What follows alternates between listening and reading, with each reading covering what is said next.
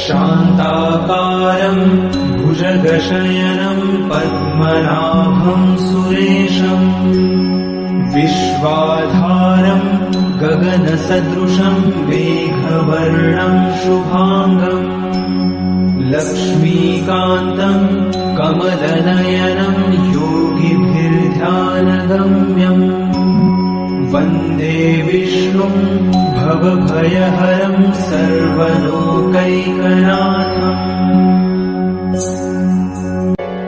शान्ताकारं भुजगशयनं पद्मनाभं सुरेशं विश्वाधारं गगनसदृशं मेघवर्णं शुभाङ्गम् लक्ष्मीकान्तं कमलनयनं योगिभिर्ध्यानगम्यम् वन्दे विष्णुं भवभयहरं सर्वलोकैकनाथम्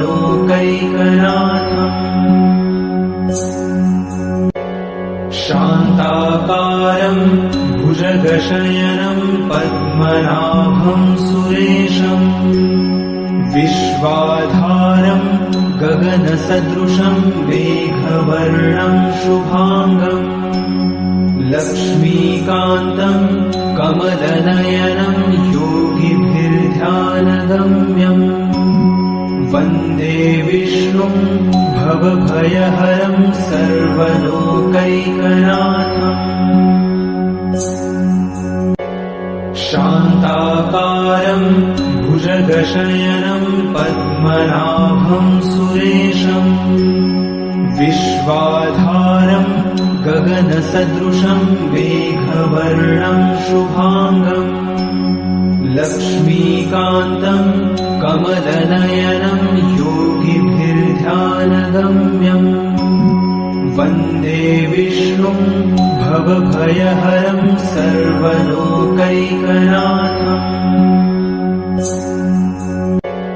शान्ताकारं भुजगशयनं पद्मनाभं सुरेशं विश्वाधारं गगनसदृशं मेघवर्णं शुभाङ्गम् लक्ष्मीकान्तं कमलनयनं योगिभिर्ध्यानगम्यम् वन्दे विष्णुं भवभयहरं सर्वलोकैकनाथम्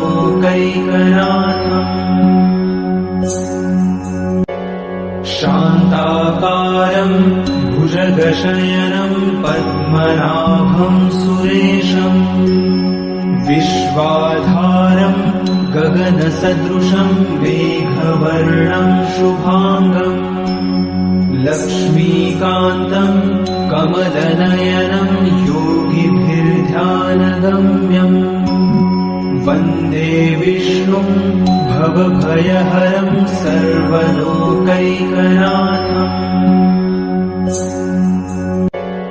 शान्ताकारं भुजगशयनं पद्मनाभं सुरेशं विश्वाधारं गगनसदृशं मेघवर्णं शुभाङ्गम् लक्ष्मीकान्तं कमलनयनं योगिभिर्ध्यानगम्यम् वन्दे विष्णुं भवभयहरं सर्वलोकैकनाथम्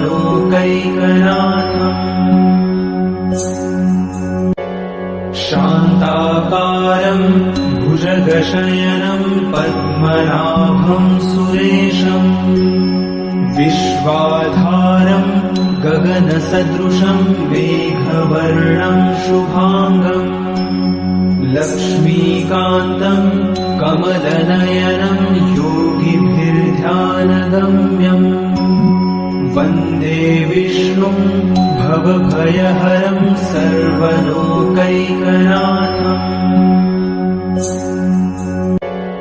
शान्ताकारं भुजगशयनं पद्मनाभं सुरेशं विश्वाधारं गगनसदृशं मेघवर्णं शुभाङ्गम् लक्ष्मीकान्तं कमलनयनं योगिभिर्ध्यानगम्यम् वन्दे विष्णुं भवभयहरं सर्वलोकैकनाथम् शान्ताकारं भुजगशयनं पद्मनाभं सुरेशम् विश्वाधारं गगनसदृशं मेघवर्णं शुभाङ्गम् लक्ष्मीकान्तं कमलनयनं योगिभिर्ध्यानगम्यम् वन्दे विष्णुं भवभयहरं सर्वलोकैकनाथम्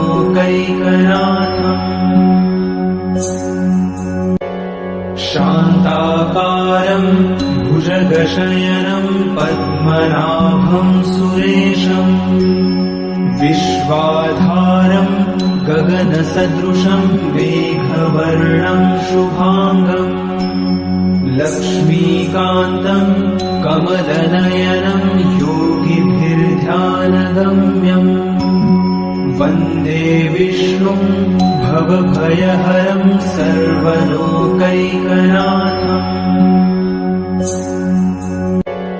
शान्ताकारं भुजगशयनं पद्मनाभं सुरेशम् विश्वाधारं गगनसदृशं मेघवर्णं शुभाङ्गम् लक्ष्मीकान्तं कमलनयनं योगिभिर्ध्यानगम्यम् वन्दे विष्णुं भवभयहरं सर्वलोकैकनाथम्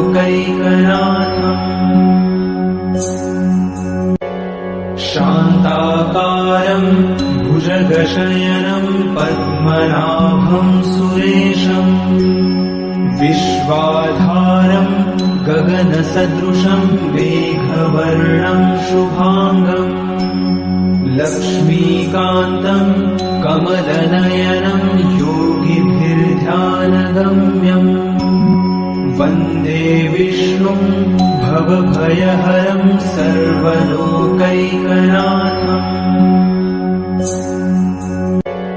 शान्ताकारं भुजगशयनं पद्मनाभं सुरेशम् विश्वाधारं गगनसदृशं मेघवर्णं शुभाङ्गम् लक्ष्मीकान्तं कमलनयनं योगिभिर्ध्यानगम्यम् वन्दे विष्णुं भवभयहरं सर्वलोकैकनाथम्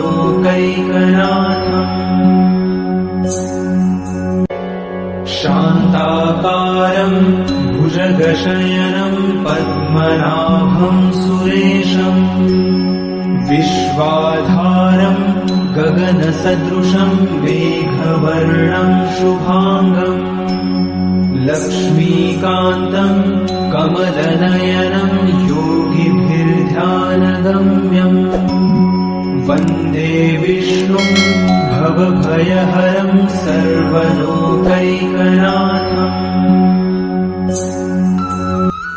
ॐ ह्रीं बृहस्पते नमः। ॐ ह्रीं बृहस्पते नमः। ॐ ह्रीं बृहस्पते नमः। ॐ ह्रीं बृहस्पते नमः। ॐ ह्रीं बृहस्पते नमः।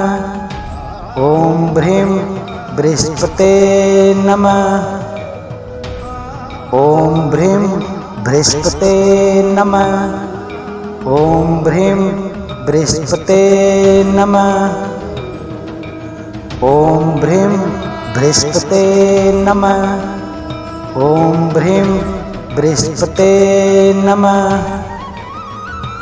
ॐ ह्रीं बृहस्पते नमः। ॐ ह्रीं बृहस्पते नमः। ॐ ह्रीं बृहस्पते नमः। ॐ ह्रीं बृहस्पते नमः। ॐ ह्रीं बृहस्पते नमः। ॐ ह्रीं बृहस्पते नमः। ॐ ह्रीं बृहस्पते नमः। ॐ ह्रीं बृहस्पते नमः। शान्ताकारं भुजगशयनं पद्मनाभं सुरेशं विश्वाधारं गगनसदृशं मेघवर्णं शुभाङ्गं लक्ष्मीकान्तं कमलनयनं योगिभिर्ध्यानगम्यम् वन्दे विष्णुं भवभयहरं सर्वलोकैकनाथम्। शान्ताकारं भुजगशयनं पद्मनाभं सुरेशं विश्वाधारं गगनसदृशं मेघवर्णं शुभाङ्गं लक्ष्मीकान्तं कमलनयनं योगिभिर्ध्यानगम्यम् वन्दे विष्णुं भवभयहरं सर्वलोकैकनाथम्।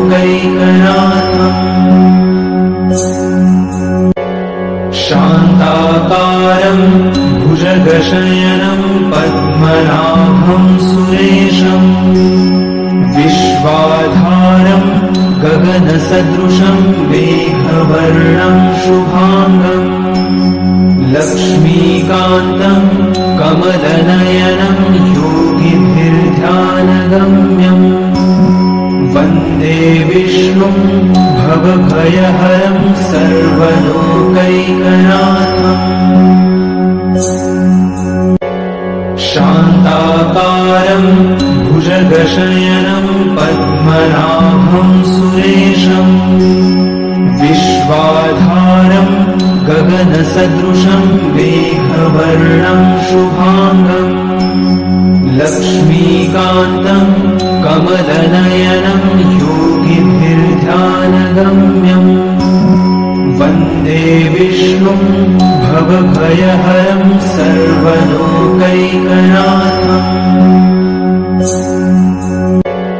शान्ताकारं भुजगशयनं पद्मनाभं सुरेशं विश्वाधारं गगनसदृशं मेघवर्णं शुभाङ्गं लक्ष्मीकान्तं कमलनयनं योगिभिर्ध्यानगम्यम् वन्दे विष्णुं भवभयहरं सर्वलोकैकनाथम्। शान्ताकारं भुजगशयनं पद्मनाभं सुरेशं विश्वाधारं गगनसदृशं मेघवर्णं शुभाङ्गं लक्ष्मीकान्तं कमलनयनं योगिभिर्ध्यानगम्यम् वन्दे विष्णुं भवभयहरं सर्वलोकैकनाथम्। शान्ताकारं भुजगशयनं पद्मनाभं सुरेशं विश्वाधारं गगनसदृशं मेघवर्णं शुभाङ्गं लक्ष्मीकान्तं कमलनयनं योगिभिर्ध्यानगम्यम् वन्दे विष्णुं भवभयहरं सर्वलोकैकनाथम्। शान्ताकारं भुजगशयनं पद्मनाभं सुरेशं विश्वाधारं गगनसदृशं मेघवर्णं शुभाङ्गं लक्ष्मीकान्तं कमलनयनं योगिभिर्ध्यानगम्यम् वन्दे विष्णुं भवभयहरं सर्वलोकैकनाथम्।